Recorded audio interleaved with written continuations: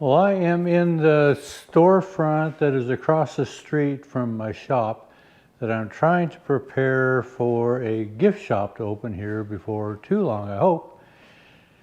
When I did the video on showing that Rick is retiring, I introduced you to this building. So I have the wainscoting in, or wainscot if you're across the pond, and the rest of the metal on the sides to put in. I have that ordered and I actually have it on hand. I'm actually going to do it all in a straight white. This is just a shade off of complete pure white. It's a little bit of an off-white. Out there in the bright sun, it looks like it's pretty white.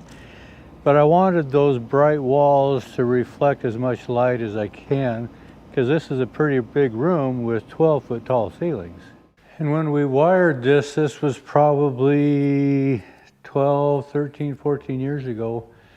The original intention was this was going to be a dining room for a cafe. So anyway, we just wired in wall lights or sconce lights clear around, and I don't have any lights in the ceiling. And in order to add that, I'd had to gone up into the ceiling, and I just didn't want to do that. So I have all sconce lights here, half a dozen or so. So I want the bright walls and the bright ceiling to reflect as much light as we can. We have south-facing windows, which really helps the sunlight, and it also brings in the heat. So before I put the wall tin in, I need to do something with my sheetrock ceiling. I did go and fire tape all my joints. And initially, I was kind of thinking that I was just going to hand trowel texture the ceiling. But then I changed my mind, which I'm pretty good at doing. You know, I'm working or trying to work on this 1906 hotel as well. And it has the old metal ceiling in it, as well as the front end of this building. And I kind of like these old original metal ceilings, and this one is in pretty fair shape.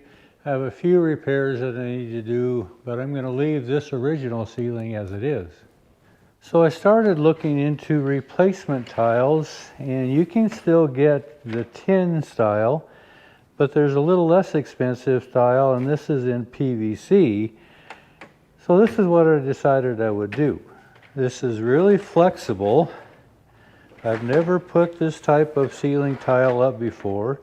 It's meant to be glued up as opposed to the tin that was nailed up. Now, it's not the same style or pattern as what this original ceiling is, but that's okay. Just about halfway through this room, you can see I put a 2x6 through the center, and it divides the old tile to the new ceiling. There initially was a wall here, but that was removed and placed toward the back to make this all one big room. So I'm going to use this 2x6 divider, and I'll trim it out, but this will actually be a separation between the old tin and the new look-alike tin. So you can see where I've been starting to install some of this paneling, and they come in 2-foot by 4-foot sheets. Like I say, it's pretty flexible, and it's just a glue application to the sheetrock. And I've got roughly about 24 sheets done, and I have somewhere close to 80 to do. Well, I had one of these Franklin scaffolds, and it gives you about 2-foot by 5.5 foot. And I was wanting a little more workable space, so I went and I bought a second one. You can buy these at a number of different places. These are Harbor Freight, Northern Tool, a number of places handle these Franklin scaffolds. But they are kind of spooky without any support. So I made some supports to give me a handrail around the top, so it's much more comfortable to work on. So I just took some 1.5-inch pipe, 1.5-inch ID, and it slips right over these upright supports here. You can't actually stack these on top of each other, but 2 of these stacked were too tall for my 12-foot ceiling. So I made these extensions, 1.5 inches, and I put an 1.25 inches inside, and I have a 1-inch rod welded on that. I had these already made up from a previous project. I just had to put this 1.5-inch pipe on it to make it adapt to this. And then I've got some scrap 2x4s that I just drilled a 1-inch hole. Actually, I think these are 1 1/8 inches. And I can just slide them over top of this 1-inch rod. And that gives me a nice handrail to give me some support and some safety. It's much more comfortable working on this with a little guardrail around it. And then in order to couple these together, I just took some 1.5-inch flat strap. This is 3/16 that I had around, and some quick pins. And I put a strap on both sides and just pin these together. I put these at a 3-inch spacing.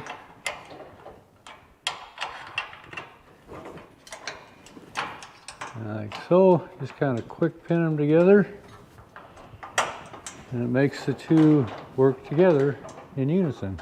I stuck one close to the top, and I have one a little closer to the bottom, and I did the same on both sides, so wherever I roll these, the two roll together.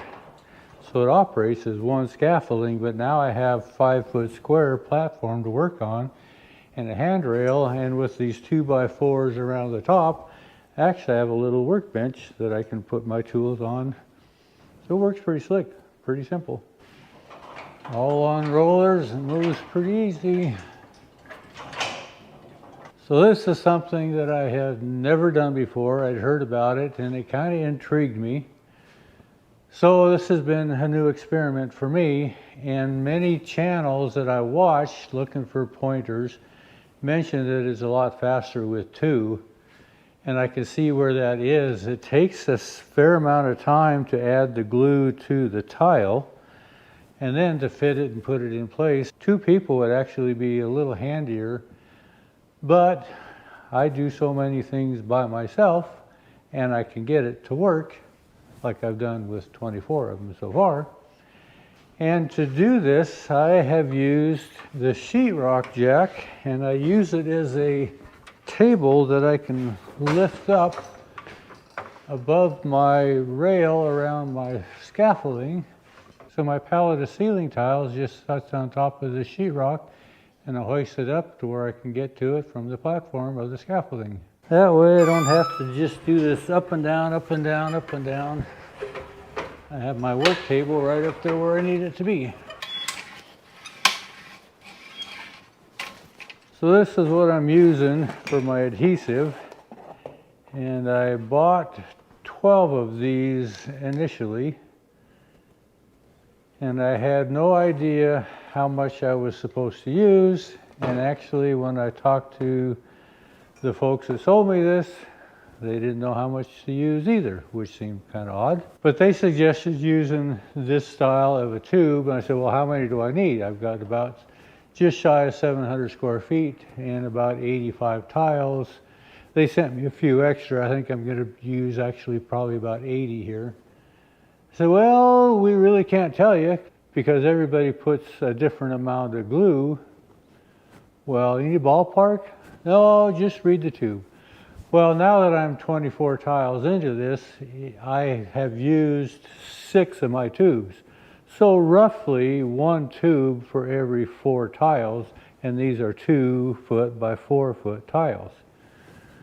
So now I know roughly, and I'm probably putting on maybe more than I need to. I don't know. I have a tendency to do that.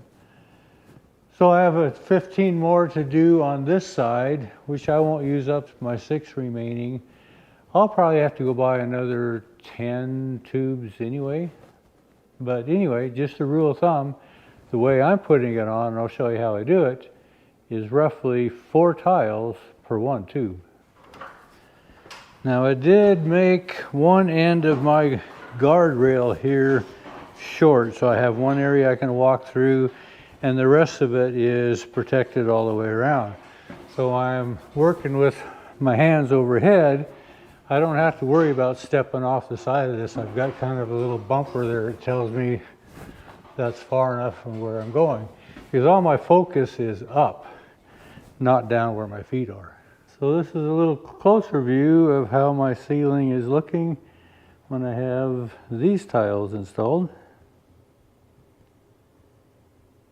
And when I was looking online, there are different makes and models of these tiles. This I got kind of in ignorance, but I'm learning to like it. Has these little ribs and then buttons. Well, these buttons sit on top of each other and sit upon these ribs, so it really helps keep it lined out right where it's supposed to be. Kind of self-aligning, which is pretty nice. I am starting out with one full 4-foot length, and then I cut one in half, and the whole purpose of that is to stagger the joints. If I did everything in 4-foot sections, I end up with 4 layers at that joint, where if I go a 4-foot and a 2-foot, I end up with only 3 layers, so it's not quite as bulky on that joint. So to get my initial layout, I did find out where my center was, and this line that I have here, I lined up with the old tile. So as we look down the length of this building, those lines will line up, and the old tile as well as the new tile is all on 12-inch squares. So then I took my laser level and I could turn it on its side. So I have my 90 degrees here. So I put one laser beam along the length of this 2x6, and then my 90-degree laser down here, and then I mark that off to give me my straight line square with this divider. And the overall length of what I'm putting the new tile on is 21 feet 10 inches. So I'm coming up to where I am just trimming off maybe 2.5 inches by the time I get down to that far wall. So that's all the waste I have off of these ceiling tiles, which is pretty nice. I'm coming down to my last tile to the wall.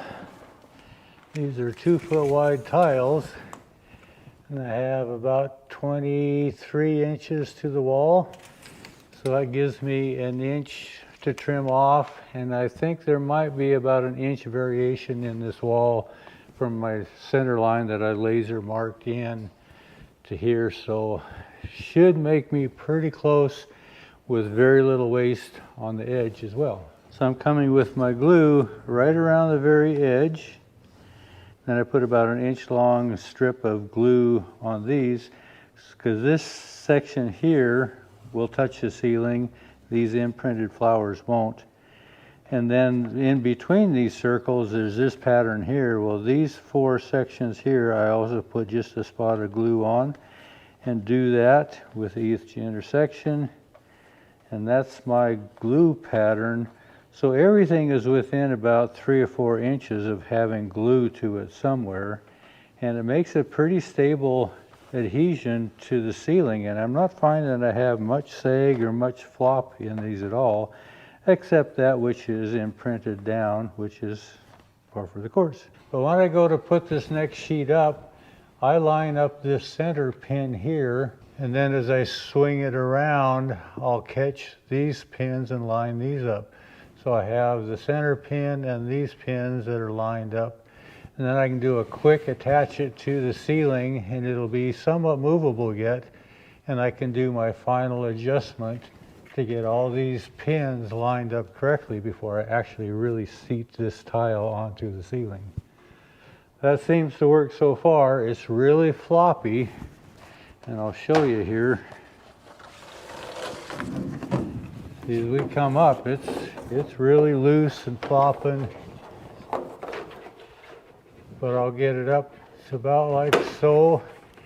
Get the front pin and the side pins in place, and then when the glue's on it, I just stick it to the ceiling and then do the final positioning after it's kind of in place, but it's still manageable yet. And the only reason I really go through all this process of explaining what I'm discovering is when I was looking at tutorial videos on how to do this, none of this stuff was pointed out. He says, well, you know, put some glue around the edge and maybe some cross hatches in there. Well, all the different patterns are different, so it's going to be different. You don't want to just put a cross hatch in there, because a lot of that isn't going to make contact because it is recessed or pressed down into this PVC panel. So I'm trying to glue up each circle perimeter and then the center, each circle perimeter in the center. And there's this little star here between the circles. I make sure that stays stationary as well. So we end up with a really solid panel and not a lot of space between them. You know, like I say, there's probably glue every 4 inches max. and it holds it pretty securely. So some of those questions that I was looking for that I couldn't find is how much glue do you use? Well, a lot of these panels come in 2-foot square sections, so it's going to be roughly 8 2-foot sections or 4 2x4-foot sections per tube of caulking. That would have been helpful. I'd have bought probably 2 cases instead of just 1 case, but I didn't know. Now I do. And then the thing about staggering the panels so you don't have 4 joints all coming in on each corner makes it really bulky and they don't stick real well. Well, even a 2-foot section, because all of these squares are in 1-foot sections, would also suggest that we stagger those so all the joints are only 3 layers thick and they have a tendency to lay a little flatter. Again, I didn't find that on a tutorial. I found it by experience, and I ended up having to take one down and then shifting, and it seems to work out much better. So doing all this and taking you through what I'm doing is kind of following the same thing as I do when I'm talking about my carriage work. You know, I try to get the camera in there to where you're seeing everything that I do. You know, when it comes to building wheels or coaches or whatever, that you can look at a video and say, oh, that's how it works. Well, that's what this is too. This is how it works for me. Let's see, I'm trying to catch the circle because all these have contact with the ceiling. Then I do the center.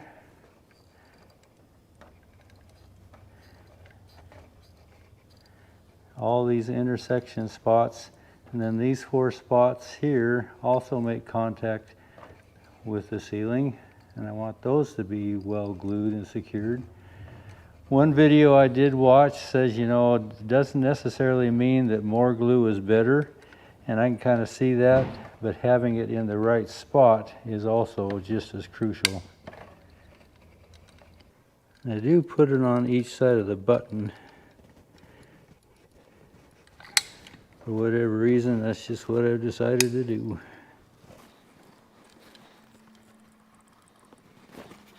Nice thing about this sheetrock jack, it's mobile enough I can kind of move it around wherever I need it to be.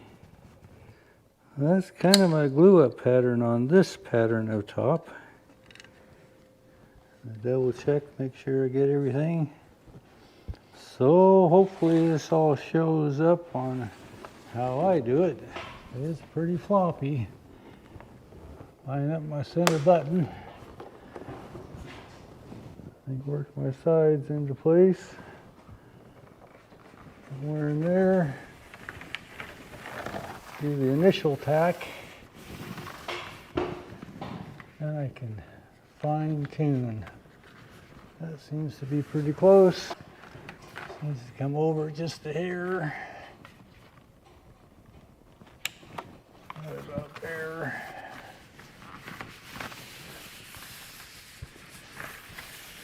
So I have glue on each section.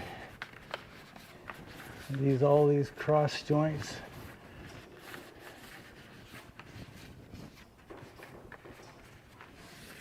On the edge of all these circles I have glue.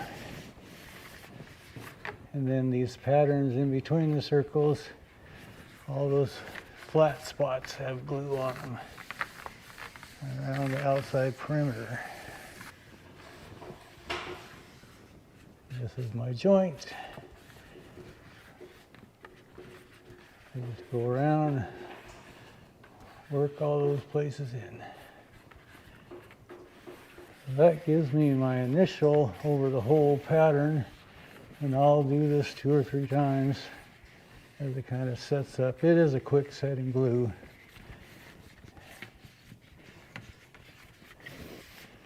So here's the cross section of the previous. So now we're only 3 layers thick, where if we brought all 4 together, we'd have 4 layers right there. You know how to get into projects like this, doing the hotel or doing this store. I kind of hesitate a little bit about showing what I do in construction remodeling stuff, because there's so many of you out there that do it, have done it for a living, and I do it out of necessity. always have. But it reminds me of a saying. It was a statement made in a Abbott Downing catalog that I read years ago. But they made a statement in there that I have remembered ever since I read that. And the statement was, any carriage builder or coach builder can build a house. Not every house builder can build a stagecoach. And I found that to be true. I have given some coach work, buggy work to a local cabinet shop here in town, and it just drove him nuts because there was nothing square. You know, in home building, you try to make everything square. In coach building, usually nothing is square. So that there's so many more of you that do this for a living, but I like the variety along with the variety of what I do in the shop. I like the painting, the welding, the blacksmithing, the bending, the upholstery, all those type of things. And so I've never done this before, but that doesn't stop me. And if there's anything that I hope maybe you get from all my videos and the variety of things that I do is, have you ever done it before? No, but why not give it a try? This isn't really all that difficult once you kind of get the feel for it, and it's just the bravery to do something different. If you've never forge welded or never run an arc welder or never bent wood or never striped and lettered, give it a try. Stretch yourself. It's kind of fun. Anyway, I'll keep on picking away at it. Well, I lost my daylight, but I did get it finished. Kind of like that. Now I know typically when I use my LED light, the camera doesn't like it, so you probably got a lot of flickering going on. But good start. Still got the north side to do. We're halfway there. Appreciate you coming along. Thanks for watching.